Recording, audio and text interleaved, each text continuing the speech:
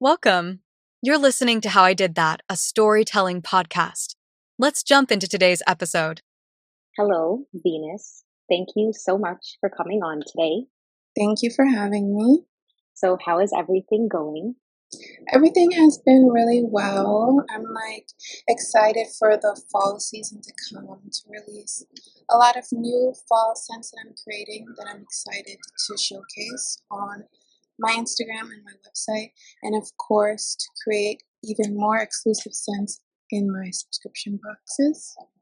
Nice. Yeah. So, just for backstory for anyone who doesn't know, I met Venus at a vegan pop-up in the Bronx a couple months ago, and I actually have one of your candles right here. I keep smelling it at random times, even when it's not lit, just because it smells really good, and it's brown sugar and fig. And I know that we can order them on the website as well, right? But I had got them in person at the pop-up. But I wanted to talk to you today about how you started your candle business and everything about that. Let's jump into your story, like kind of before the candle business and how the thoughts even started of like, oh, let me make a business specifically for candles. So I started making candles in 2021, but I never made it into a business officially until 2022. August of 2022, and mainly I was just working a regular 9 to 5 job. Of course, it was like a year after the pandemic, so the world was still a little crazy, and I didn't necessarily have a plan of like, okay, I'm gonna make a candle brand. It was just very spur of the moment. I was in Hobby Lobby one day buying paint, and I saw the candle wax, and I was just thinking, you know what, I'm gonna get it and I'm just gonna make a candle. And the next 2 days I made candles, and it was just such a fun experience, especially during that time. Like, I was living in a new state, I was far away from my family, and I was like just really like alone and feeling lonely and isolated. So making candles was a way for me to like not only express myself but also just provide me like peace in a way. You make it sound really easy though, because when I look at a candle, I'm like, I don't even know what goes into a candle. When I went on the website, like you have the notes for each candle, right? You have top layer, middle, and bottom layer. From what I'm guessing, it's like different smells come out at different layers of burning the candle. Did you just start researching this, or did you have any background on like what goes into a candle? Your candles are also like healthier, right? They're not made with the conventional ingredients of a candle. Where did you get into like the ingredients to even use? And then the smells and the layering and all of that. So when I first started, I didn't really have much knowledge about the candle industry. I was just making them to make it, and I've definitely had a lot of trials. I have had candles gone so left and so wrong. There was one time in particularly where I was testing a new wick, and the wick basically caught on fire, and like there was smoke going all the way up to my ceiling, and it left the ceiling of the place I was with black. So I've just learned through trial and experimentation and doing self-research, and through that self-research I learned a lot that a lot of candles are made with paraffin wax, and a lot of candles are made with blended wax, and the percentage of the fragrance that they're putting in a lot of these candles that you can buy anywhere, like maybe a Marshall's or a Home Good, is so high that it's causing health issues for women, reproductive issues for women, and also it's horrible for your respiratory system. So when I learned more about that, I was like, wow, like I think I want to be different and I want something that sets my brand apart. So that's where I started to like learn more about soy wax and different essential oils and fragrance oils and melting point and flash point, and how to use all of that knowledge to make a candle. So a lot of companies, like the first candle company that comes to your head, when you look on their website, or sometimes they don't even have the ingredients on the back of the candle, they will cut the wax so it'll be like 40% this wax, 20% this wax, 10% this wax. And they do that because obviously these bigger brands, they have money, but they just want to be cheap. So by blending the different waxes, it saves them money. But what people don't know is that it costs you your health. And the way they get you is that they pump so much fragrance into it to make you think like, okay, it smells so good. That's how they're going to get you and hook you to keep you coming back and back and back. But they're obviously not going to be honest and say, like, we're putting way more fragrance in each of our candles than what should be. Even with a candle, like my candles are 9 ounces. And there's a certain percentage that each can of fragrance to wax ratio that each candle should have. When you're making like a huge number of batches of candles like these companies are doing, and they're just cutting everything up and not taking time to get the right formulation, it's scary and it's dishonest, and a lot of people, they don't know about that. They don't know any better. So they're just thinking, okay, I'm going to light the candle and it smells great, and they're just going to keep buying them and buying them, but it's damaging their health. You can pick up the same product in North America versus like Europe, and the ingredients would be different. Do you know if the standards for candles are like that as well? I don't know the exact like legal limit. I just know research for my candles, and I know what other companies are doing from like going inside stores or looking up information on their website.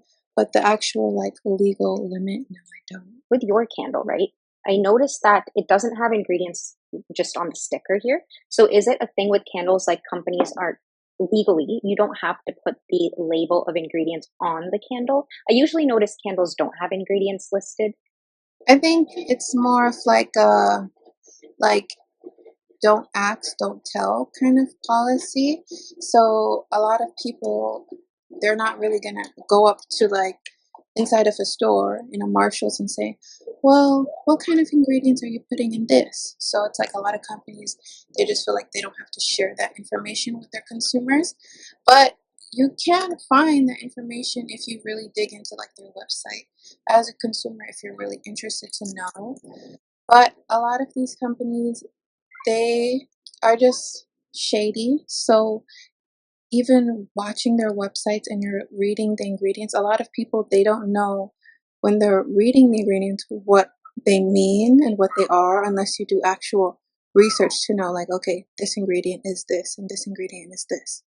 So I think a lot of people just don't think when you think of a candle like, oh, like I don't think I would need to know the ingredients of it because it's not something that you're like eating or like putting on your body like other companies, like beauty companies and like the food industry. So I think a lot of people don't think of it that in that sense. Like things you look at right away, you're like, oh, a pack of Oreos is not good for you, right? These fragrances, all these candles, skincare, like soaps, shampoos, you don't always think that like these things also are like endocrine disruptors, all of these chemicals that are causing cancers. When you were doing your research, what made you settle on soy wax? So initially I started testing different waxes. There's many different waxes. Soy wax, beeswax, coconut wax. I even seen the other day they have a new variation of coconut wax where it's coconut and apricot. So there's so many different waxes to choose from. There's like paraffin wax, there's like a jelly kind of wax consistency where it looks like a gel. Like I grew up vegan and I was vegan for many years. So I was always familiar with soy. And soy wax is one of the easiest wax to work with as far as the melting point, the pouring point. There's a lot of science that goes behind making a candle. It's not just like melting it down in the pot, adding the fragrance, and then putting it in the jar. Some waxes are soy wax is considered like a soft wax, and then there's hard wax. Soy wax is really easy to work with as far as container styled candles, and specifically the brand that I use. I've tested probably 4 to 5 different brands. And what made me choose soy wax was the burn time, and that it didn't, it's not just the soy wax and it's the fragrance oil, but it's also the wick. The wick is like the life of the candle. That's how you're able to smell the fragrance once you light the candle. I just found a really good combination after like trying and trying for like many years, and I stuck with it. And the soy wax that I use, it's really easy, like malleable, so it melts down quickly, and once it like solidifies, it doesn't, have you ever like seen a candle and it's like a super hot day, like over 100 degrees, the wax hasn't melted? So that different melting points, like my candle wax has a melting point 160 Fahrenheit. So each wax brand is different.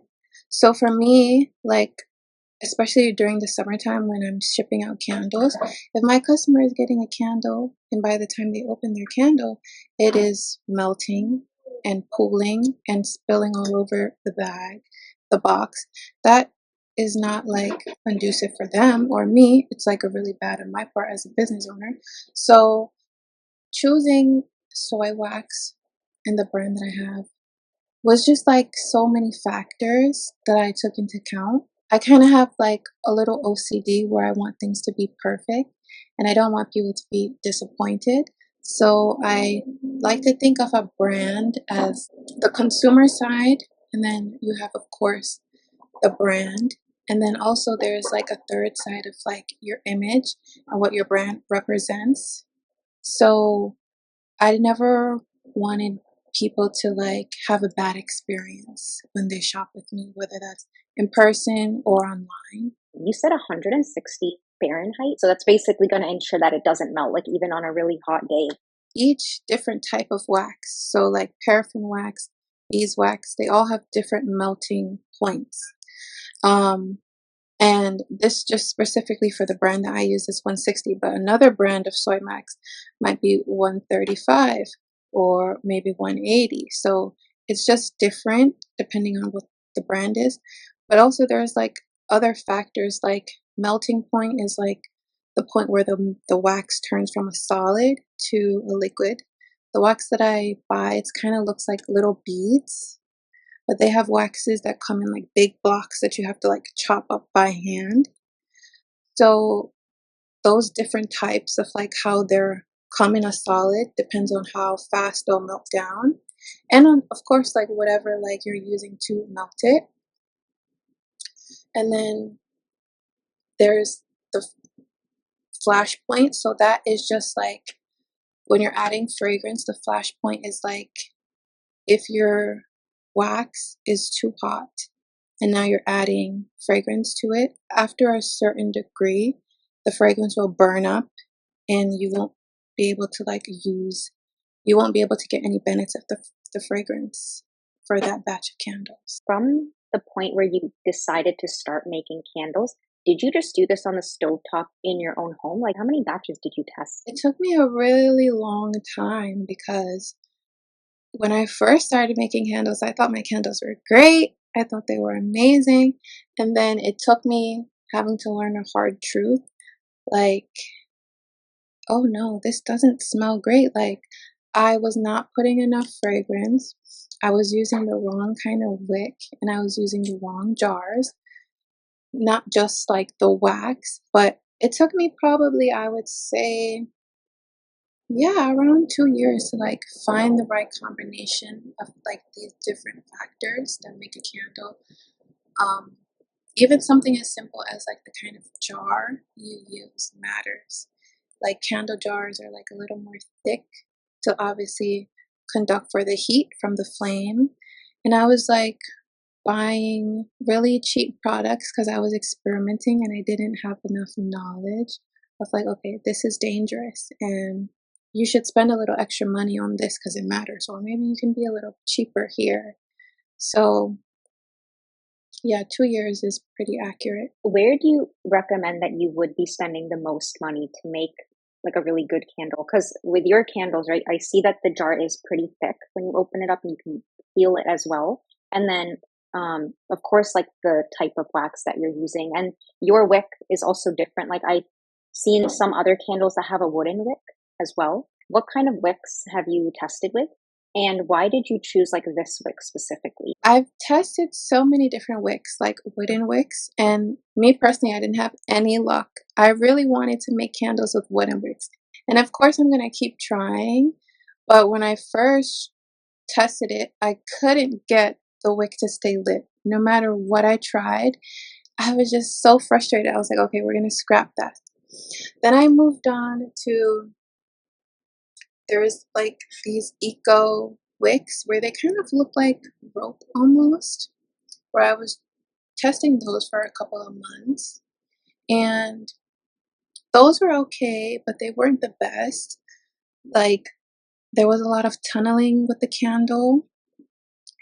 And tunneling is basically just like when you light a candle, and instead of the wick allowing the flame from the wick allowing it to spread out the edge of the candle, it kind of just like forms one pool and just tunnels down in, into the wick, and the rest of the sides are like still solid. So I was testing and testing, and then I realized, okay, this wick is just not gonna work. So then I realized, okay, maybe I need to buy jars that are like double, like extra thick to like help the wick, because the length of the wick matters, but also the type of wick for the jar matters as well. So I was trying all these different combinations and using different jars, and I was just not getting it right. Like, I was trying these wicks that I now use, they're like extra large wicks. And I bought the jars that were extra thick, and I realized, I was like, I don't have enough fragrance in the candle. Like, I cannot smell the candle really well. So then I had to go back to the drawing board, and then I had to learn about formulating like how much wax you're using. So to make, whenever I'm testing, I have like the same math equation, and I suck at math, but I had to learn math to get good at making better candles. So I realized, okay, I have to use, if I'm making like 4 candles to test them out, whether I'm making a new scent or just anything, I'm gonna use 32 ounces of wax. And then I need about 4.32 ounces of fragrance oil. But if I'm using a blended fragrance oil, like I'm mixing different fragrance oil, I might need to use 70% of one fragrance oil and then 25% of another fragrance oil. Or maybe it's a 50-50, or maybe it's 60-30, depending on how much of each fragrance I want in the candle. So for people who want to make candles, I would say they should look into wholesalers supplies. They have so many different wholesale brands where you can order really thick jars, and they have different sizes and colors, and it's a lot cheaper than maybe buying them on Amazon. Like when I first started, I would buy a lot of my jars and my wax from Amazon. But if you really want to take it seriously and like make it a brand, it's like cheaper to just buy a little more from the wholesalers, and then you can save some money like left over for the fragrance oil. There's so many companies that like have great fragrance oil. And if you want me to like name some of the brands that I personally use, then I can definitely do that.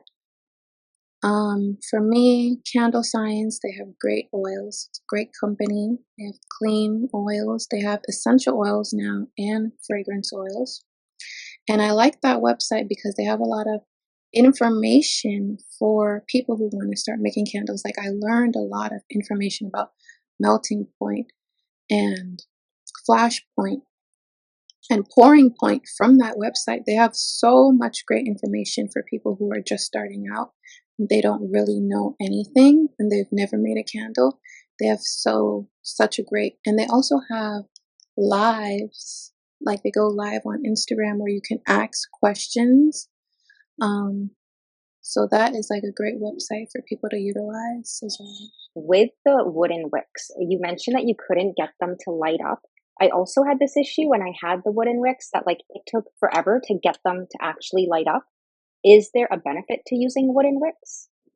So yeah, wooden wicks, like they burn very clean and they don't produce a lot of soot. So that's why a lot of candle makers choose to go with it. Soot is basically just like the remnants from whenever you light a candle and as it burns and then as it goes out, it will leave like that black char that you might notice. That also can be bad if you're using, let's say, not such a healthy or great wick. It also gets into the air as it's burning and you can breathe that in. So wooden wicks are really good for like not producing a lot of soot, but they are very difficult to work with if you don't have a lot of education on them. So for me, when I first started working with them, I was trying everything and I'm like, why is it not staying lit? And then I realized you have to use a different kind of lighter. I would say an electric lighter instead of one that you just flick, because and you have to light it a certain way.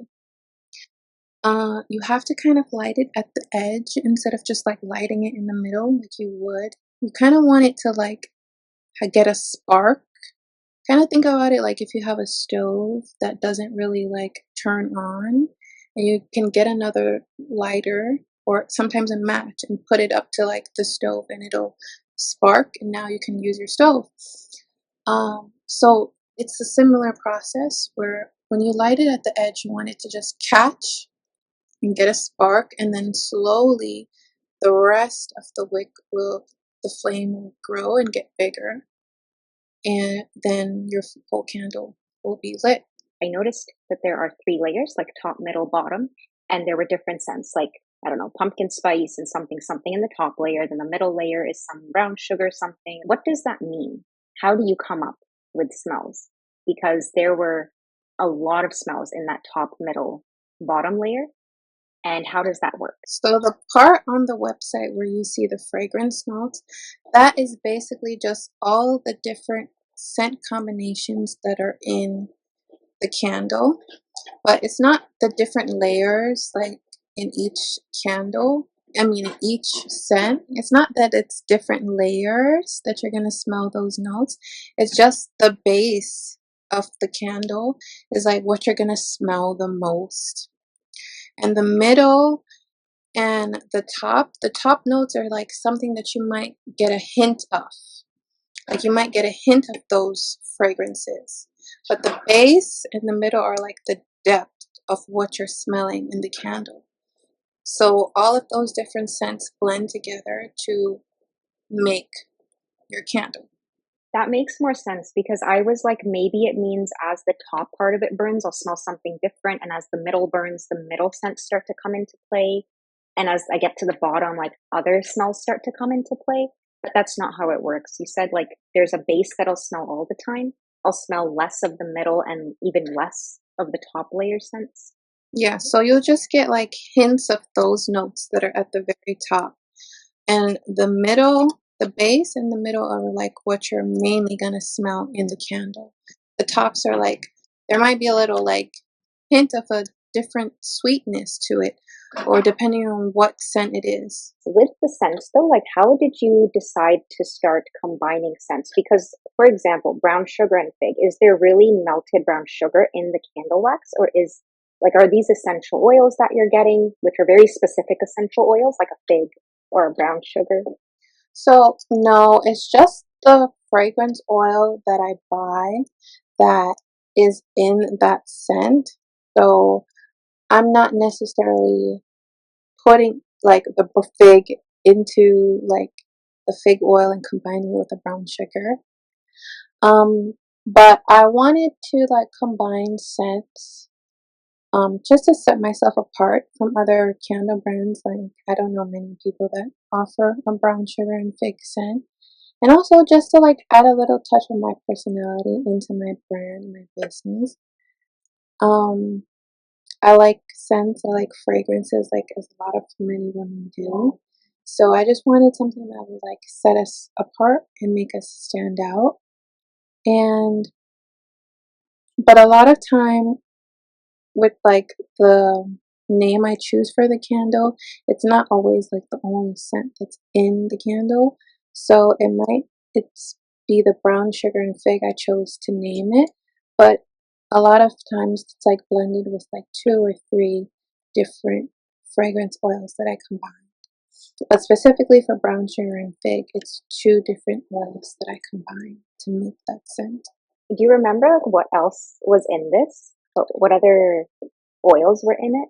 So it's the brown sugar and fig, and then there's another oil that I use. It's called sweet tonka and honey, and I combine those 2 to like make the scent. What is sweet tonka? So tonka is like a bean, but it's like kind of sweet. Like they use it in a lot of fragrances, like perfume, tonka bean, and it is like it gives it like a more, it gives the scent like a depth to it of like almost not necessarily a earthy, but almost like a spiciness to the fragrance. I never heard of tonka bean before. That's really interesting. So when you decide to, like, you decide on the flavors, do you, or I guess, like, how does the process work? Do you buy a bunch of different smells and then or I should say, do you buy a bunch of different oils, try mixing them together with each other and see what works best? Or do you have a preset, like, I'm just going to buy the ones I need and I think this is what's going to work? So in the beginning, I was doing that. I was buying a whole bunch of different oils and combining them together, seeing if it works. Now, for the most part, it worked out good, but I felt like there had to be a more effective way. So now, when I am buying from my wholesaler, I'll go and I'll look at if I see a fragrance that I like, or a fragrance that I'm familiar with, the notes of it, I'll go and look at the fragrance notes on that particular scent, and then I'll look at a fragrance that I'm thinking about adding to that, and I'll look at those notes and I'll compare and see if they match up good. And on paper, it might be like, okay, those 2 will mesh well together, but it's only until you actually receive the oils and you actually make a candle with it and you light it that you'll know if it smells good. You mentioned about wanting to be more unique in the flavors you pick. I think your flavors are very unique. It's not like the typical, just a pumpkin spice or pumpkin spice with caramelized pecans. The flavors I remember smelling were all really unique. And I'm sure there's more too that you didn't have set out that were like on the website and that are coming up with the smells. Like let's say I get an oil for brown sugar and one for fig, like the scents. When you get them and then you smell them, you test them out, like how different are they to what you would expect when you actually light the candle? Like if I get a peach oil, I make the candle, I light it. Would it smell like peaches to me, or is there like something you do to actually make that scent come out more? Thank you so much. I'm really glad that you like the candles and that you think they're unique. So there's something called hot throw and cold throw.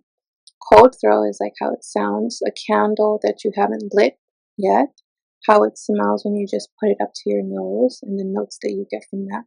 And there's hot throw once it has been lit, and the scent that you get from the wick dispersing the fragrance into the air.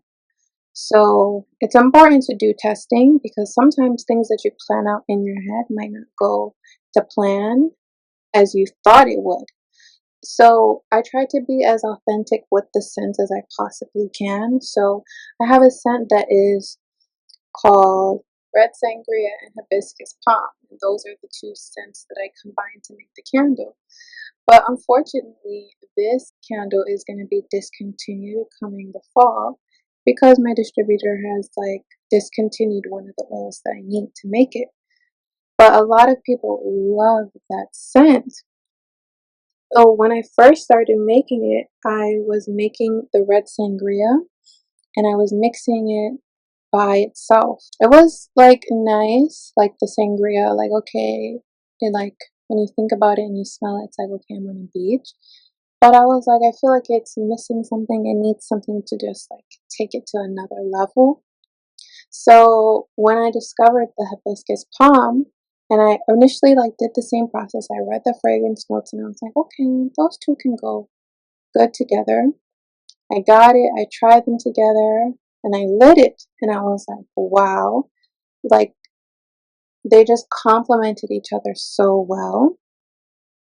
And I was now it's so sad because once it's discontinued, it's that scent will be done, but it's a bestseller of mine, and people really, really love it, and I love it as well. But it's the red sangria needs the hibiscus palm. They just work so well, they mesh well together. By itself, it's a great scent, but the hibiscus just elevates it. The red sangria was the one that was discontinued, and to find a scent that has the similar, identical notes, it's kind of hard because a lot of companies, they don't really make the same scents. They'll inspire a fragrance by other companies, but it won't be spot on. So my plan for now is to really try and search for if I can find a replica of it, but I don't know if I will. I do feel like when one company makes something so specific, it's very difficult to find that exact thing anywhere else because it'll be slightly different. I could bake cookies, but cookies you make will turn out different than something I make. When you say red sangria, do you mean like the alcoholic sangria drink? That's what it was supposed to smell like? Yes. Is that ever a fear of yours? Something is going so well with your business, one of the scents, and then all of a sudden the company is going to be oh, we're not making this anymore. Do you usually have backup companies, a couple of different companies you start getting stuff from, or is it all sourced from one place? That's definitely one of my fears, and this is not the first time I've had to discontinue a scent. And I recently, I want to say probably last year, I started looking into backup fragrance brands. But I really love Candle Science for many reasons. They're just all over a great company for the information they have on the website. Their scents are top tier, and their shipping, they ship them out relatively very quickly, and you get them you can get them delivered to you within a couple of days, depending on how big of an order you place. So I started looking into the candle brand that I have. They also supply fragrance oil. So I was looking into them on another website.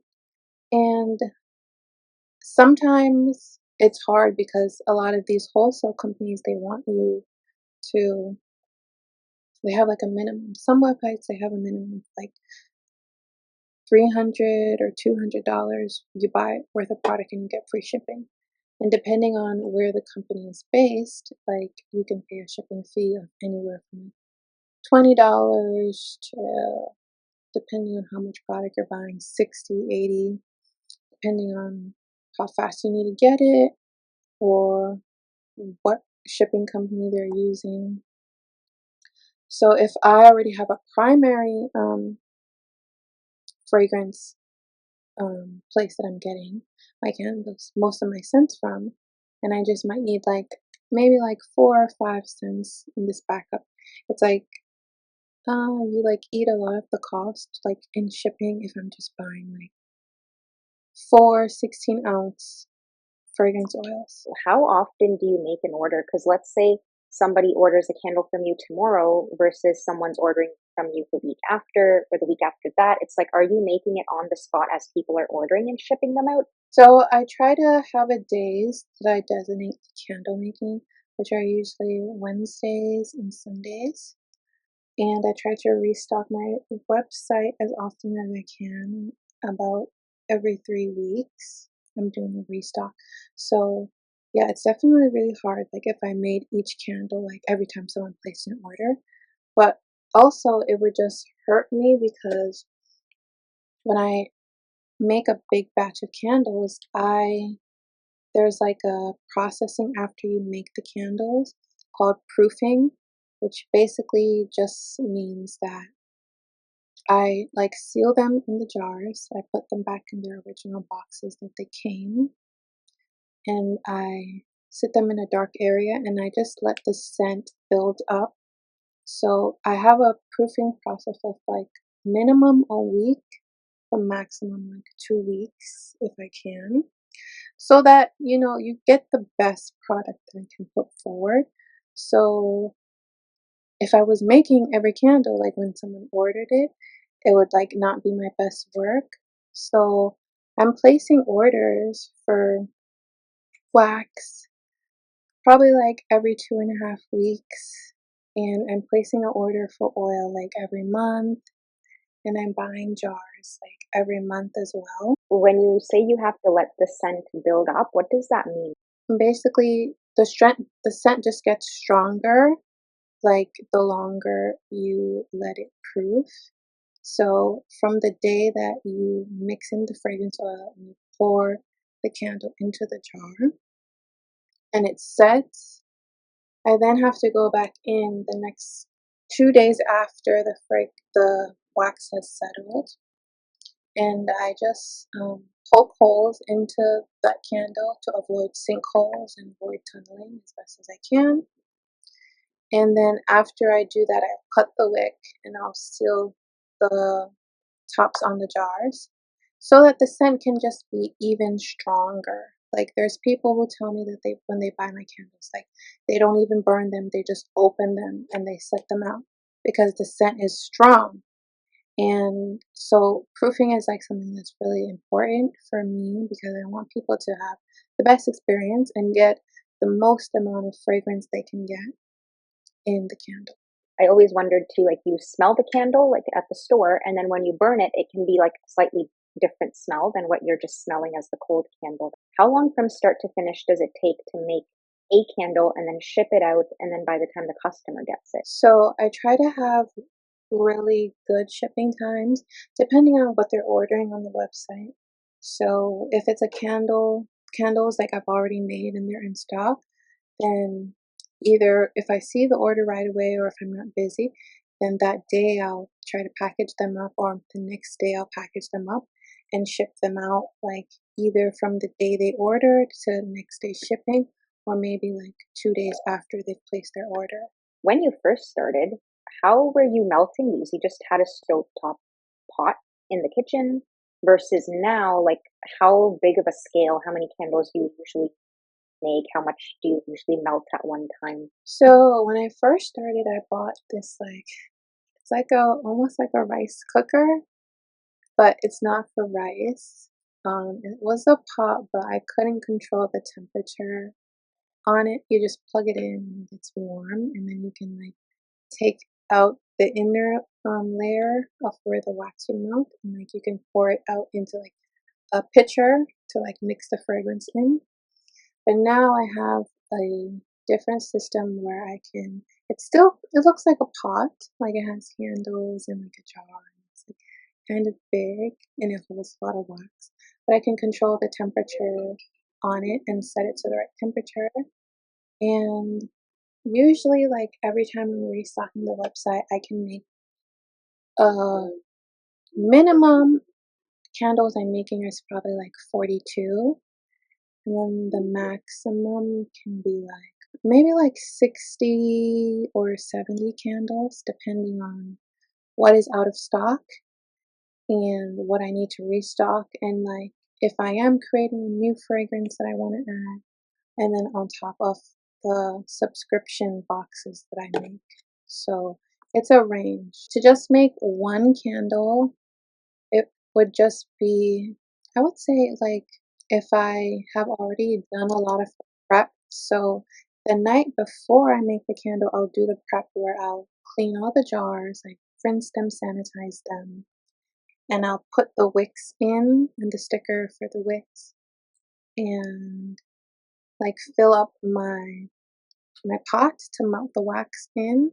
So if I've done all of that to just make one candle, I would say probably like 45 minutes. Because I'm sure you've streamlined your process a lot. Were there things that were taking you a lot longer in the beginning? You kind of streamlined that, and now it only takes you a fraction of the time. In the beginning, I was not doing a lot of prep work to help the process go a lot smoother. I was just very unorganized, like spur of the moment, and it would take like a really long time. Like I would be making candles for like hours, maybe like 4+ hours, because I wouldn't know what scent I want to make, and then I have to figure out what scent I'm gonna make, and then how many candles I'm gonna make. But then I never prepped the jar, so I have to like clean and sanitize them, put the wicks in them, and then oh no, I forgot to add the wax into the jar, so now I have to go get the wax, scoop it, put it into the pot, and then turn on the pot. So I was just doing things very backwards when I first started, and I didn't have a system. So now that like when I do the prep work, it takes a lot of stress off me, where it doesn't feel like, oh, I don't know what I'm doing, or like, did I do this, or is this the right, or like I don't get confused and I don't get tripped up. And then I have a really big book where I write down my different scent combinations for upcoming scents that I want to try, or just I have the formulas for like each candle that I make. And whenever I'm making before I even do any prep, I open my book, I say, okay, I need to restock. So on my website, like let's say for example, since fall is coming up, I know I'm gonna need to restock water, white sage and lavender, very vanilla snickerdoodle, and like another fall scent that I might create. So I'm gonna write down the formula for each candle, how much percentage of each oil I need. Write that out, and every time I do one set of candles, like let's say if I'm making like 10 water candles to restock the website. Once I finish with those 10, check it off the box, put those to the side. Now I can start off with another one.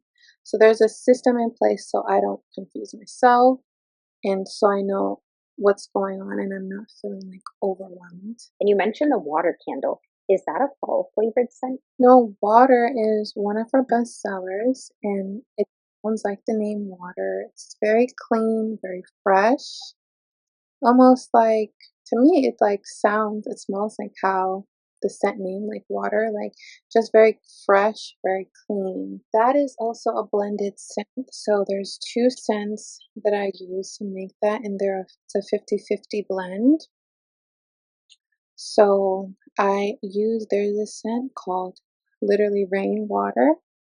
And then there's another scent that I use. It's called cucumber water mint. And I mix those two to get water. But I just named it water because the names of all the other scents are just so long. And I was just like, I'm just going to simplify it. And I feel like it's kind of catchy. Do you have like seasonal drops? Like in the spring, you'll have at the beginning of spring, all these spring flavors come out and you revamp the flavors on the website, but keep the best sellers and then the seasonal flavors? Yes, so that's how I've been doing it. So now that we're approaching fall, I will be bringing back some bestsellers from last year and the years before, and of course, making new scents. So I like to do that, like each season it's something different, and then of course the bestsellers for like all year round. I'll always try to keep those restocked on the website. And what are some of your other best sellers other than water? The one that I mentioned that's being discontinued, Wind Sangria and Hibiscus Palm. There's another one called Sea Salt. It's like sea salt. It's like almost like I would say like when you're at the beach, like you can get the smell of like the salt, but it's also very light. So a lot of people who are like, they come in and ask the same question, like I asked you, like, what kind of scents do you gravitate towards?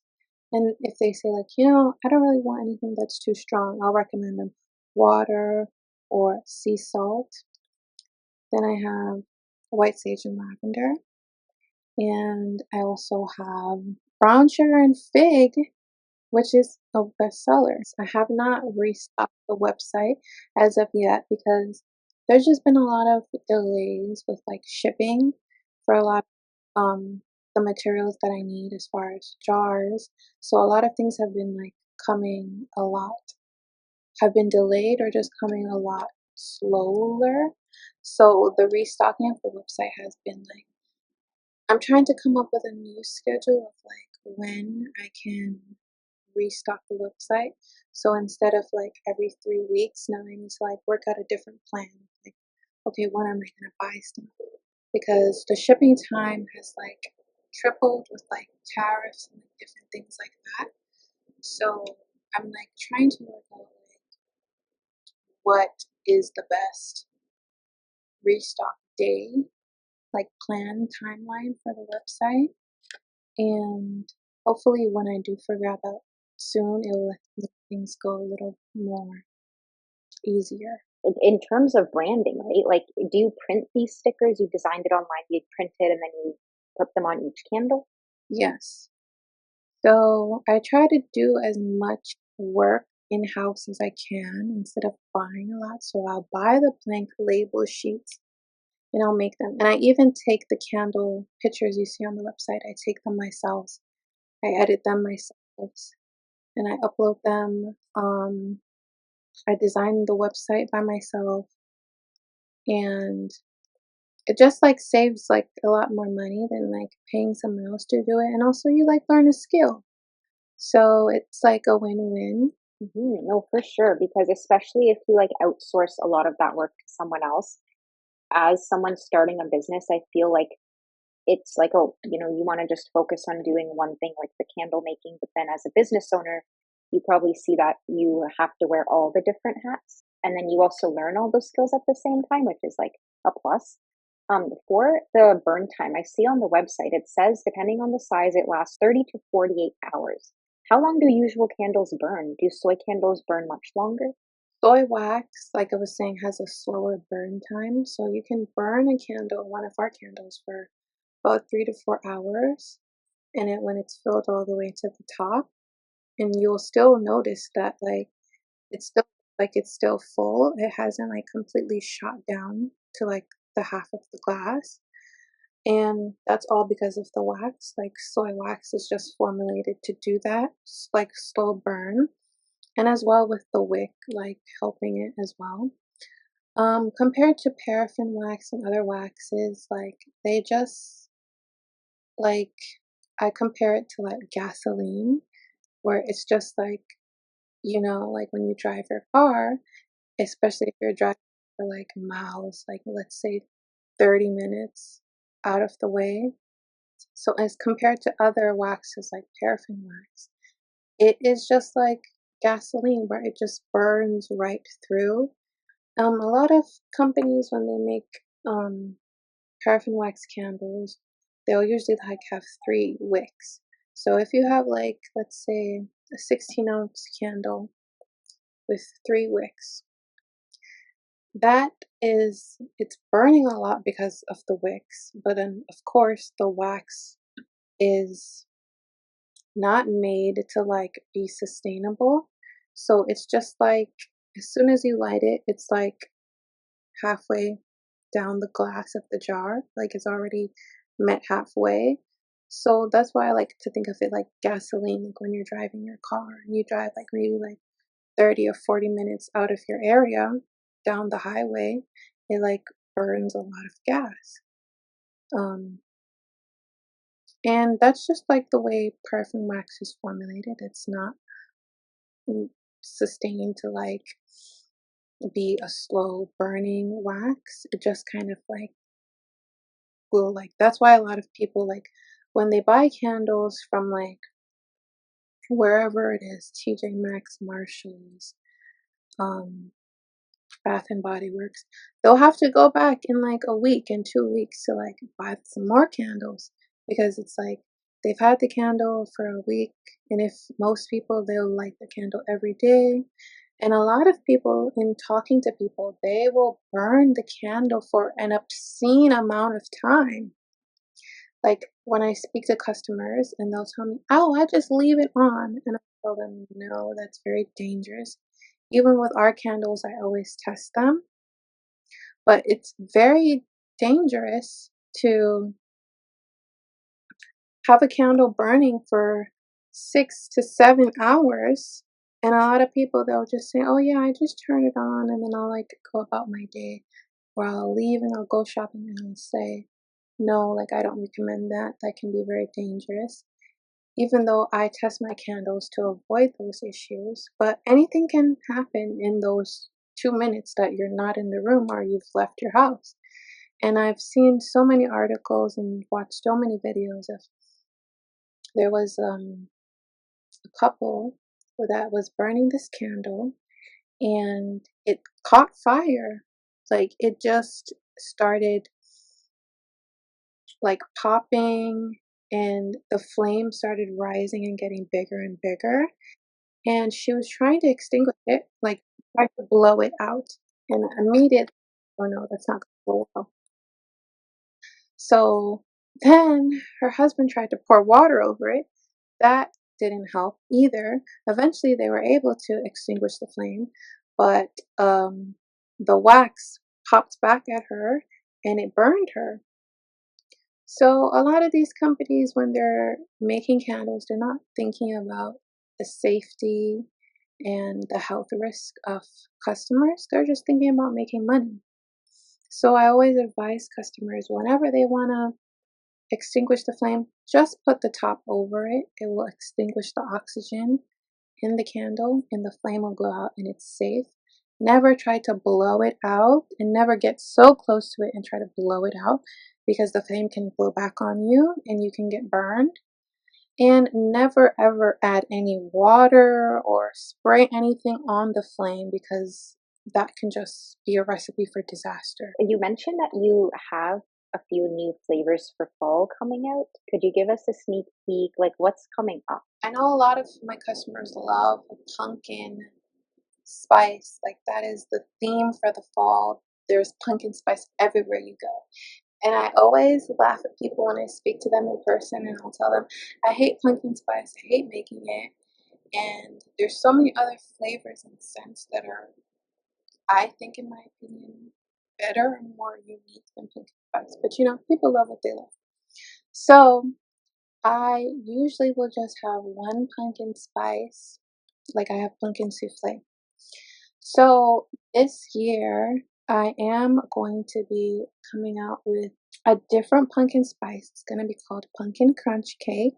It's similar to pumpkin souffle, but it is more of like a lot of people describe pumpkin souffle like a dessert, like a bakery. And pumpkin crunch cake is more like kind of like has a nuttier flavor. Almost like, have you ever tried like peanut brittle? That is kind of like what I like think of it like because it has like those notes of like almonds and like those nutty scents. When you said pumpkin crunch cake, that immediately made me think like pumpkin, but also something like a buttered pecan or caramelized nuts. Bourbon and the butterscotch smell is also very unique. Yes, and there's that I am making is called butterscotch and bourbon for fall. And it's gonna smell like the name, like butterscotch candies and bourbon. And I think it will, well, I really hope people like it. I think it's just something very different for fall. Like, I haven't seen people do that combination. And I just think, like, you know, people should have an open mind to like different scents. Like you can like what you like, but sometimes it's good to you might like something else like if you step out the box. So I'm really excited to see how people react to it, and hopefully they like it.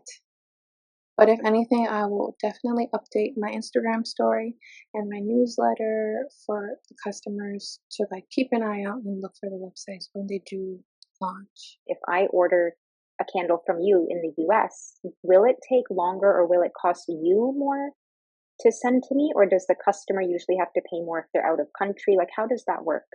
So right now, our website, we don't have like international shipping, but that is something now that I'm thinking about.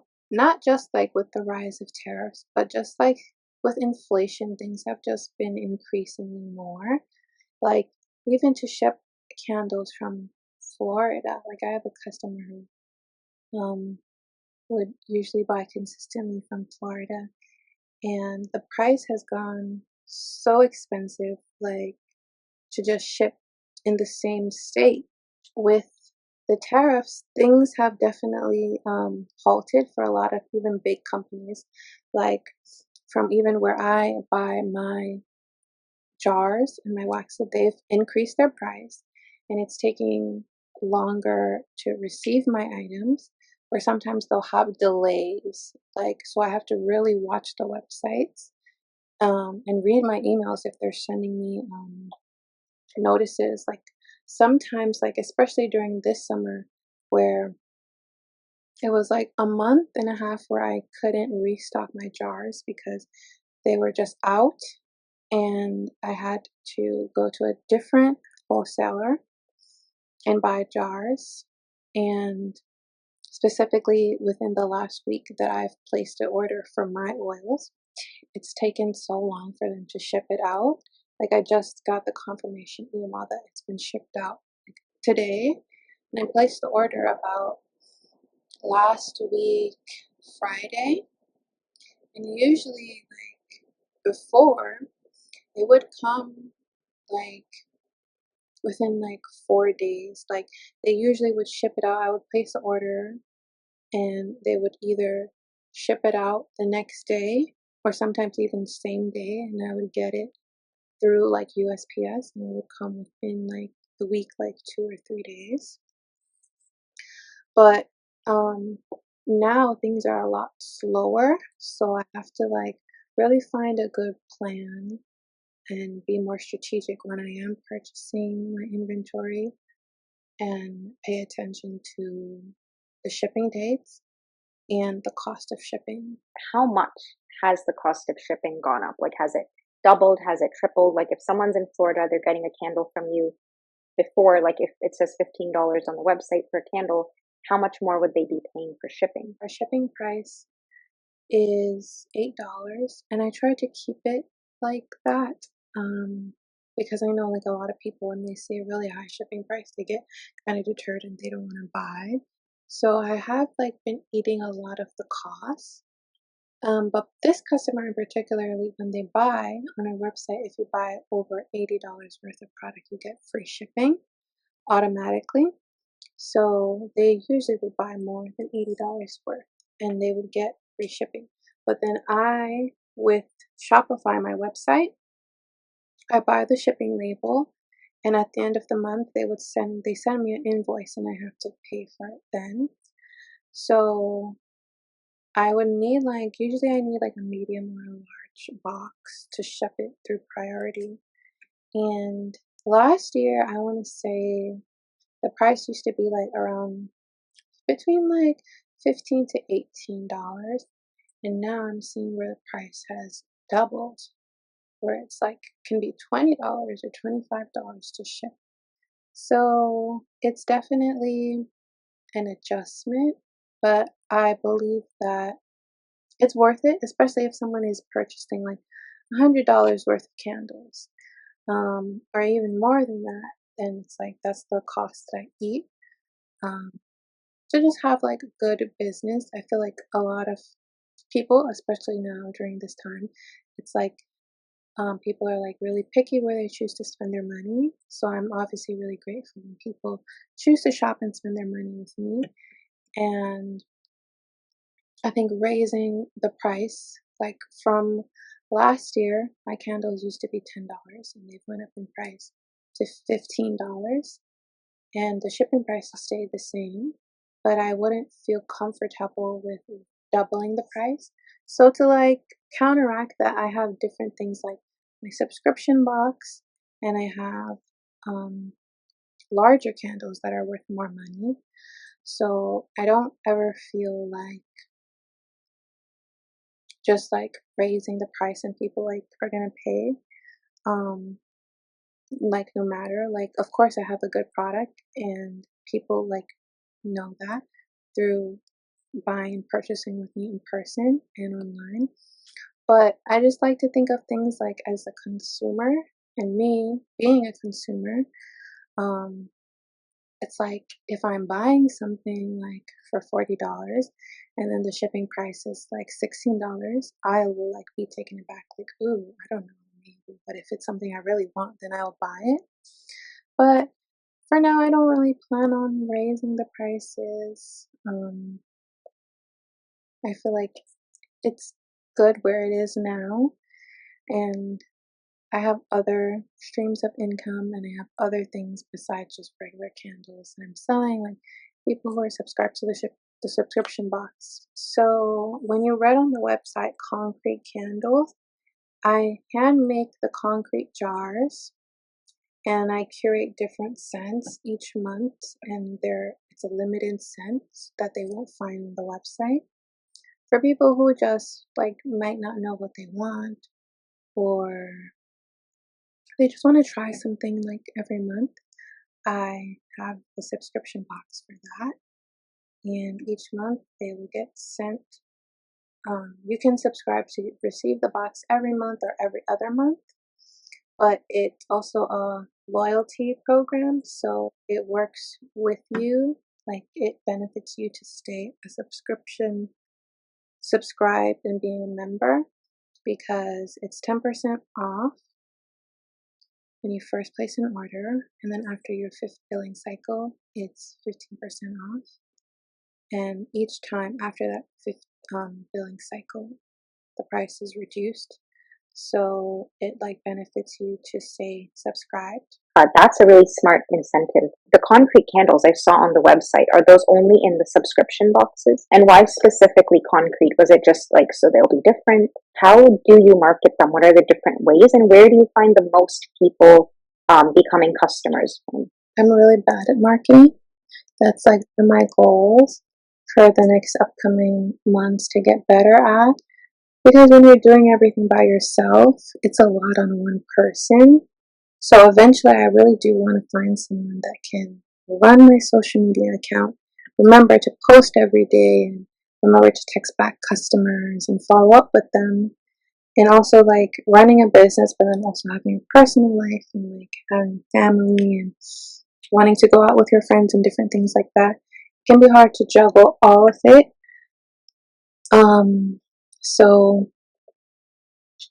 I do market on social media, and I have a TikTok account and running ads and different things like that. But I wouldn't say I make the best videos. I try my best, but I just think that is like a field that I have yet to master.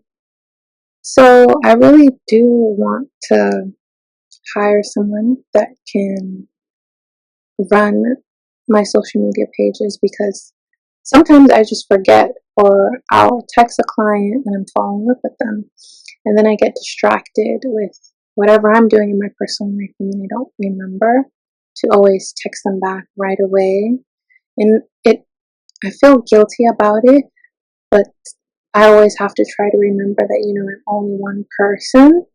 Even people who run successful $1 million businesses, they don't do it all by themselves. They have people to help them. So I kind of have a problem with asking for help, but I'm trying to learn to become more comfortable with that and not put everything on my plate if there is somebody that can offer a helping hand. As a business owner, you're already doing so much, and then on top of that, trying to respond to every message, every email, post every day, respond back to people responding to your stories. How often do you do in-person events? And do most of your customers come from there? Because I assume something like candles, people usually see it, want to smell it, and then they order? I would say it's a mix of both. I think people who have met me in real life, they then become customers online. And then there are people who consistently buy in person because, like you said, they want to smell them. They want to get the feel for the candle. I just have that experience of like when you're buying something and you're there testing it out and like smelling it in person. And then there's just people who are just like more introverted and they're like, no, it's fine. I'll just get on the website.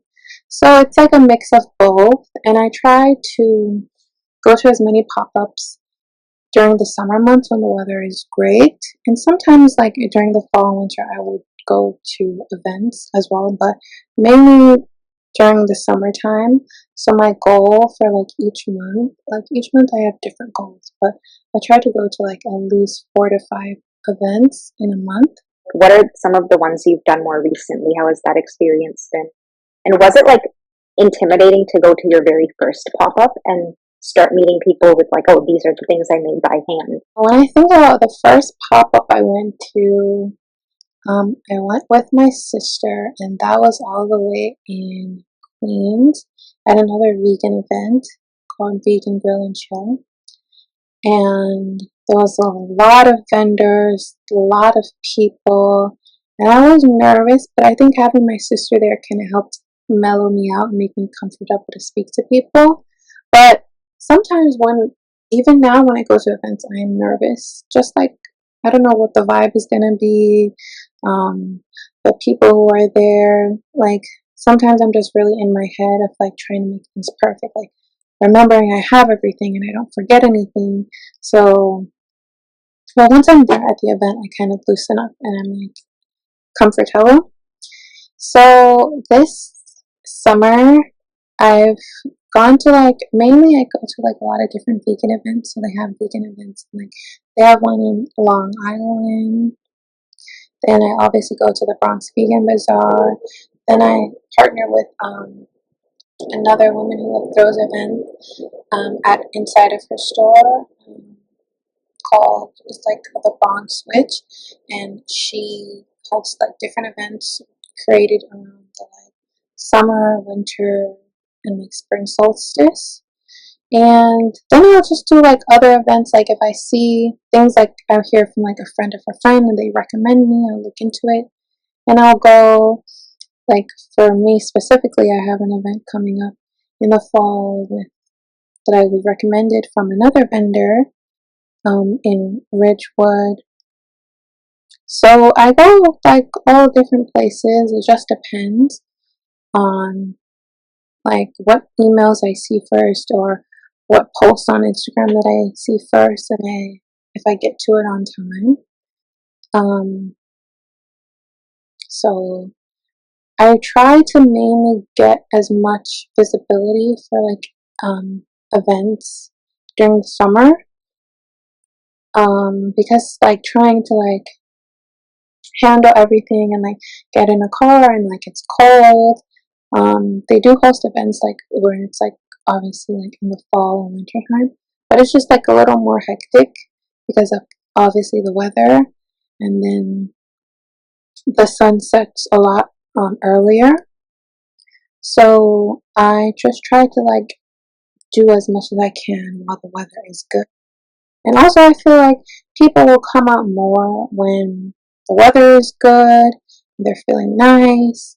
And like, when it's like super cold, a lot of people just kind of want to like go to work and go home, or like just go straight home and not really come out. So, as we're wrapping up, what is one thing that you would say to someone who wants to have their own business? What is a part of the journey that people wouldn't expect? Because we see like the end products, the good parts online, right?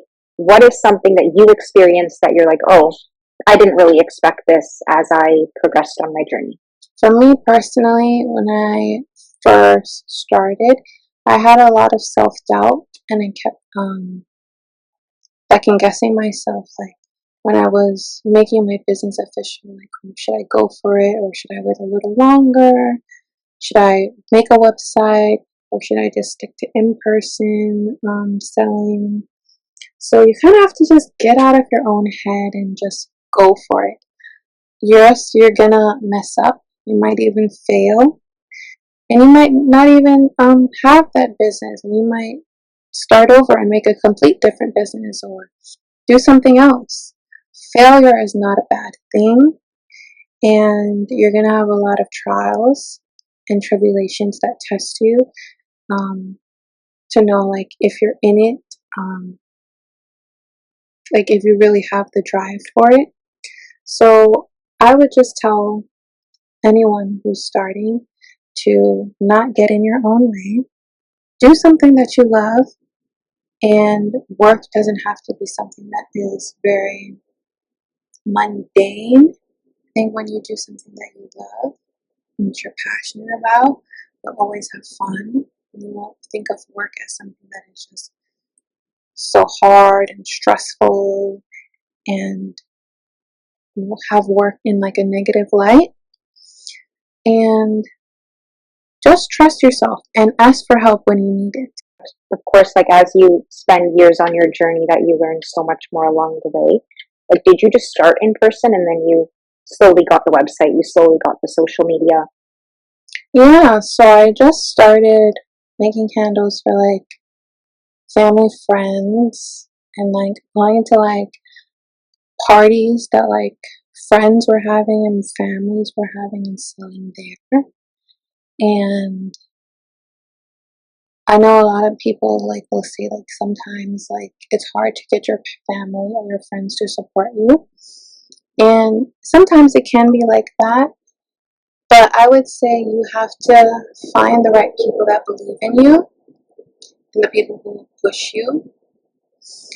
And you can just start somewhere. I think there is like a lot of negative like context of like just like starting your business or like just setting up a shop like in a park and like selling. And for a lot of times like I did that, and to like just get visibility, and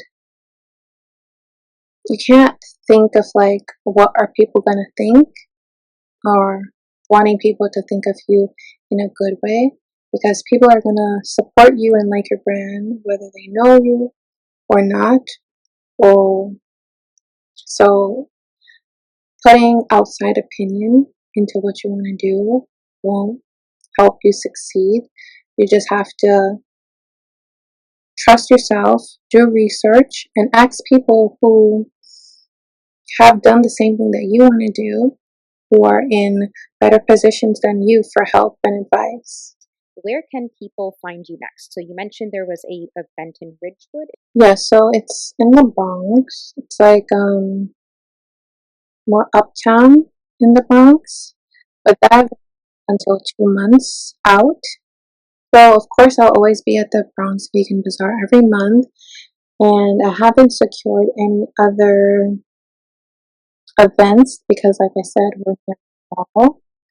So anything that I do see that I do plan to go out, update my Instagram and my newsletter for my customers. But of course, you can look at our website www.ethereal-aura.com, and of course our Instagram ethereal underscore aura, as well as our TikTok with the same username. I will link all of those in the description as well when this comes out. And for your email newsletter, right? How do we sign up for that? So when you go to our website, there will be a pop-up. The easiest way to sign up is if you just input your email, it will say like 10% off your order, and you input your email. You'll get a welcome email with your code for your 10% off when you do shop online, and then from there you'll be placed into our email list, and you'll receive whenever I do send out an email. Any last parting words? Well, I would just say to thank you so much for having me. I had a great time. You're a great interviewer. And also encourage people to, like I said, sign up for our email list And of course, sign up for our subscription box is very beneficial. You get a lot of perks of being a subscriber. Things that I didn't talk about earlier is you can refer a friend, and if they spend a minimum of $35, you will get a reward or discount for referring people. So there's a lot of multiple benefits that I can't even list on this call of being a subscriber. But if you go to our website, you'll see it all listed in the description. And of course, on our Instagram, I've explained this a lot as well in our post. And of course, you can reach out to me and I'll explain it to you through DM if you're confused. Just remind people who do place orders to leave reviews. I think that's like the hardest thing as a business owner to like leave reviews. Like you follow up with people through email or through DM and they'll say, "Hey, I love the candle." But I think just not everyone like sees the importance of reviews, but for small business owners, it's like really important. And there has been times where I've seen someone that have bought a candle from me at other events, and I'll just flag them down. I'm like, please leave a review, and I have to beg them and like open my phone and give them my phone so they can leave a review because just seeing the feedback will also help more people want to shop, and that helps me a lot. That's like something free you can do that helps me as a small business owner. Yeah, I just want to say, like, thank you so much for coming on. And it was, I remember, like, because we met like so many months ago, and I was like making a little video of your booth and everyone's booth. And I have a lot more to burn of this candle, and I want to try the other flavors. Thank you so much. And it was great to speak to you as well. And like we just instantly connected. And I'm glad that we've built this connection and this friendship and also business wise being on your podcast means a lot to me. Well, we will end it here then. Thank you, everybody, for listening. And thank you, Venus, for coming on. And I will talk to you guys next time. And that's a wrap. Thanks for tuning into today's episode, and we'll see you next time.